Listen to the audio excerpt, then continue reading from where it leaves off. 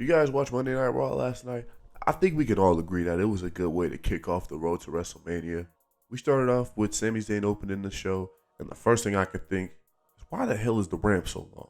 He started off by thanking the fans for being so great to him for the past couple of days, but he also felt like he let him down, and he felt like the only way he could finish the story was with his man, Kevin Owens. So he called that man out. Once Kevin was in the ring, he pretty much apologized to him, saying, "Yo, I'm sorry for all the shit that I've done to you." But Kevin was not taking it. He was like, "Yeah, I already said it before. We're done here. Finito. Forget about it. Adios. You're in the dust." Then at the end of the promo, he said, "Well, if you really want to take down the bloodline, don't ask me. Go ahead, ask your boy Jey Uso." And he left on that note. And I'm like, damn. Well, this is a good way to start off their little storyline. After that promo, then Baron Corbin came out and attacked Sami Zayn. He got disrespected last week when he was in the interview, and then Sami Zayn came out in the ring and it got interrupted, so he had to get his get back. And it failed miserably because Adam Pearce was directing Sami Zayn like a cross guard and told him get his ass in the ring. And then we had a match right there, Sami Zayn versus Baron Corbin. It was a good back and forth match. We saw the bruises from the match Sami had with Roman from the chair shots. It ended after Baron Corbin went in the corner and hit Sami Zayn with 2 running clotheslines. And when he was running to the other corner to get some momentum to hit him for the third, Sami followed right behind him, hit him with the haluva kick. 1, 2, 3. It was over. Sami got a win, but I'm starting a new thing. We're about to count how many matches Baron Corbin loses until he gets a push. So this is the first one. Hopefully I started this trend too late.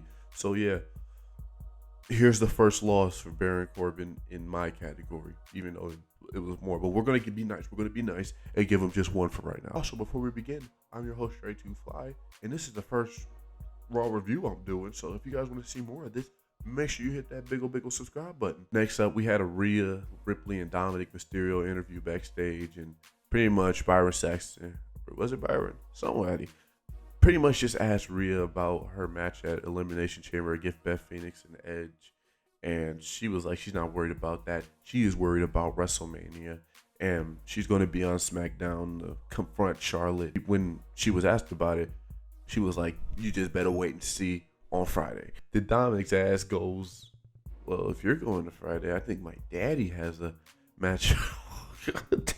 Well, Dominic comes up behind her and say, "Well, I think my dad has a tag team match as well. So I think I should go behind you and, wish that man good luck."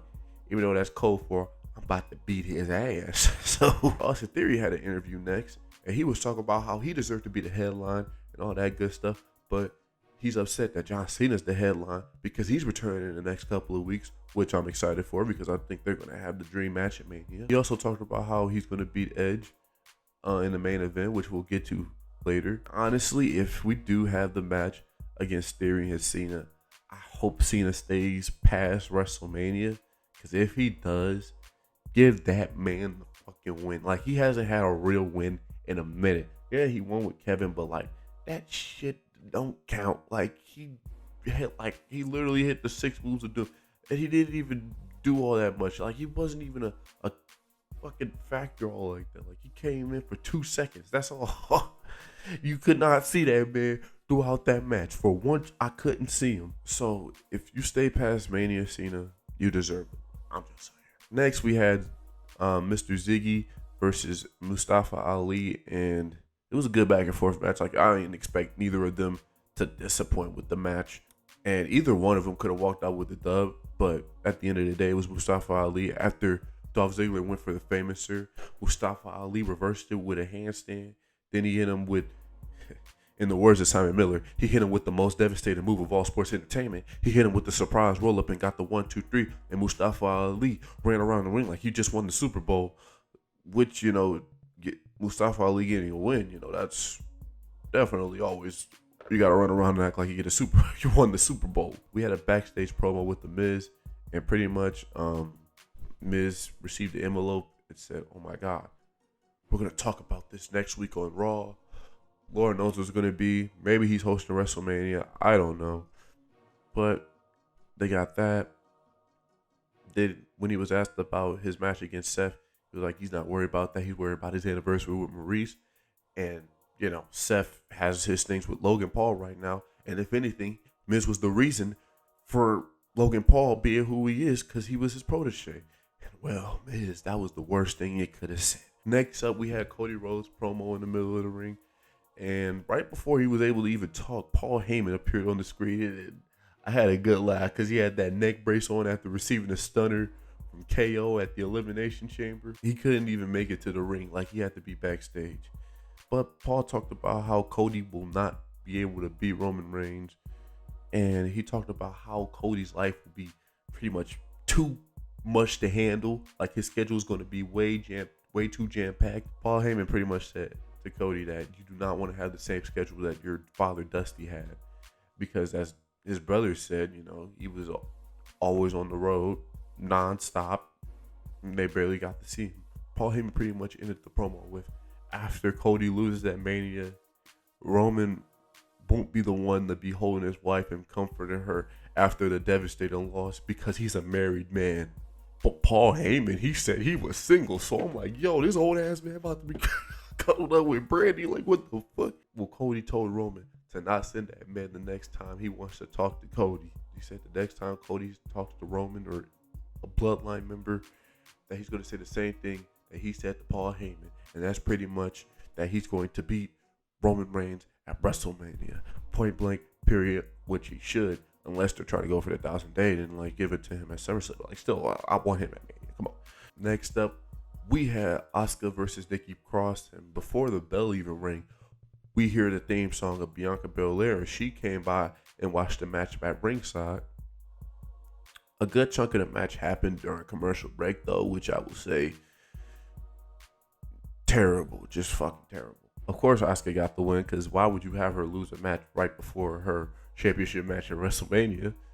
Then after, Bianca came in the ring and had a standoff with Asuka, and then out of nowhere, Asuka started throwing up some Smurf cum, and yeah, that's just how we ended that off. But I think they can honestly go either way. I think they're gonna turn Asuka heel, but I don't expect them to. They could swerve us. They could swerve us and have Bianca turn heel, which, either way, I feel like it'll be good. Either one of them turning heel would be grand. But afterwards, we had a backstage segment with Carmella saying how she's going to get her revenge on Asuka. Then afterwards, Seth Rollins say, oh, well, Miz say that Logan Paul was his protege. Well, I'm going to beat his ass because the next time I see Logan Paul, I'm going to hurt him. So we might as well get a preview on the Miz. Then after that, we saw MVP pop up on the Titantron, which was probably the worst thing to happen for the night, because he said that Omos is challenging Brock Lesnar for a match at WrestleMania. Please, God, do not let this happen. Please, God, do not let this happen. Please, God, do not let. Then we had Seth Rollins versus The Miz. And, Seth Rollins just off the rip, just straight aggression. Like, he was not fucking around. He just started beating the dog shit out of Miz, and then the Miz caught some momentum, and then they had a good back and forth. But at the end, Seth Rollins hit that man with 3 curb stomps, and then the referee, he stopped the match and just gave Seth Rollins the win. And I don't even remember the last time I've seen a match end like that, but it worked. It's savage as hell, but it worked. I didn't even have to get the pin. He just said, you know what? Biz is already down bad. We're just going to give Seth the win. I'm like, damn. That's fucked in a way, but hell, it worked. Then after that, we had the Ding Dong Hello segment with Bayley and her special guest, Damage Control. And pretty much it was just Bayley glorifying the tag team at first, until Becky Lynch came out. And she pretty much said how she was sick of seeing Damage Control with the tag team titles because they don't even defend the titles, which they don't. Because who the fuck's going to fight them? Because they don't got no goddamn tag teams in the women's division. But she pretty much tagged them for the women's tag team champion. And who was going to be her teammate? Well, out came Lita. And then then pretty much the match got confirmed. Bayley accepted the challenge for Damage Control. And now next week we're going to have Becky Lynch and Lita versus Damage Control for the tag team championships. And I'm not against it. If Lita's gonna be active during WrestleMania season, I'm all in for it. Hell, even if she's active after WrestleMania season, I'm in for it. Hell, even if we get Trish Stratus back, I don't know. I actually don't know what we're gonna do with all those women. But either way, I'm looking forward to it. It's gonna be some good shit. Then we had the backstage segment with Candice LeRae, and she was asked about how's Johnny's health after Elimination Chamber. But before she's able to answer the question, she saw Nikki Cross and asked her, "Why the fuck are you following me? Like, I got a match with Piper Niven next week, and I just want to make sure my mind's clear, but I can't if you're just stalking me." And then Nikki Cross follows behind and goes, "I have no friends. They're all gone," and then ran away. But honestly, hopefully we're building up towards the Sanity return, and then we get Sanity versus Johnny and Candice and Dexter. Let's do something. Hopefully we get Sanity a proper main roster run this time, and we'll just gotta wait and see. Right after, we had Bronson Reed and Chad Gable have a match, and it was a fairly one-sided match. Eventually, Chad Gable was able to pick up some momentum. He even hit the German suplex on Bronson Reed, which was a good moment. But when Chad Gable needed his man Otis, what was that man Otis doing? Talking to that girl Maxine Dupree, and yeah, it cost. Then it distracted Chad Gable, and Bronson Reed took advantage of it and got the 1-2-3 after hitting the tsunami. And yeah, good match. And Bronson Reed, a beast. Simple. But next week we might just get Otis versus Bronson Reed, and honestly, I'm all in for a big meat slapping. We'll pause. And right before the main event got started, we had a promo with Elias where he was calling out anyone to fight him at WrestleMania. Then who came out? Bobby Lashley came out and beat the almighty dog shit out of Elias. And then he cut promo saying, "If anyone wants to disrespect me, it's raps for their ass." Yeah, and then we got the main event started. It was Austin Theory versus Edge for the United States Championship, and they had a great match. It was a good back and forth. But during that match, I'm like, yo, how the fuck is Edge doing the shit that he's able to do at his age? Because, that man is just, they can't stop him. Austin Theory went to go hit the flip. I don't know what the damn move is called, but he went to go hit the flip on Edge. And then Edge literally hit the full flip, and he landed on his feet. I'd never seen him do something like that. But it was lit. At that age, too.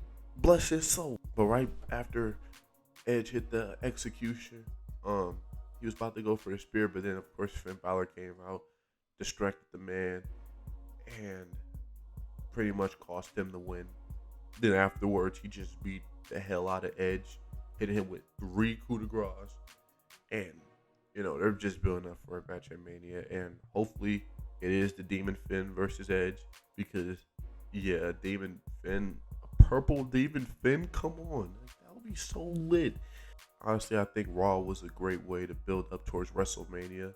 I'm excited for the next couple of weeks because we still got 5 weeks left of some WWE TV. So it's gonna be some good shit. I'm hoping for. I'm sorry if I seem very tired this video or not as loud because I have to worry about my neighbors and all that, and currently it's 6 a.m. And I don't know if I'm gonna do it like this again because I think I will just record right after the shows now because I think it will just be easier for me because this is but I hope you guys enjoyed this video. Make sure you hit that big ol' like button. Also don't forget that big ol' alert subscribe button if you're new to the channel.